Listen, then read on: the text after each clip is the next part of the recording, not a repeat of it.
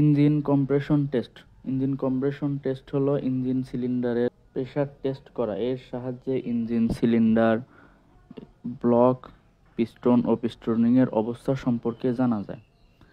সাধারণত second hand গাড়ি ক্রয় ও পুরাতন গাড়ির ক্ষেত্রে রুটিন চেক ও ইঞ্জিন অয়েল পরিবর্তনের সময় ইঞ্জিন কম্প্রেশন পরিমাপ করা উচিত।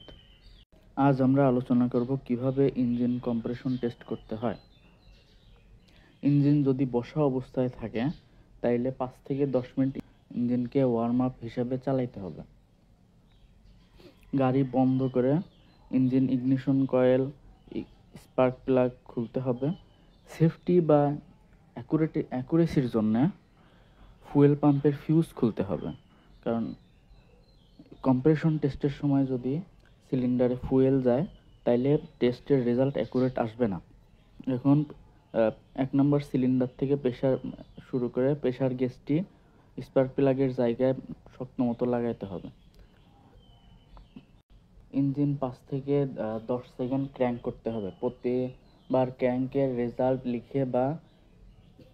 লিখে রাখলে সুবিধাজনক হবে, বা মনে রাখতে পারলে সেভাবে গড় মাপ বের করতে হবে।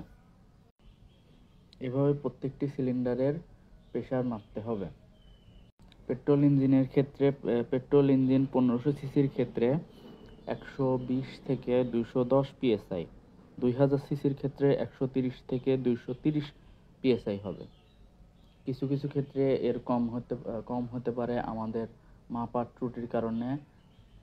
যদি কম হয় তাহলে আরও একবার মাপা উচিত, তাহলে অ্যাকুরেট রেজাল্ট পাওয়া যাবে। যদি তাও অ্যাকুরেট না হয় তাহলে বুঝতে হবে ইঞ্জিনের কোনো একটা কম্পোনেন্টের ভিতরে ড্যামেজ আছে।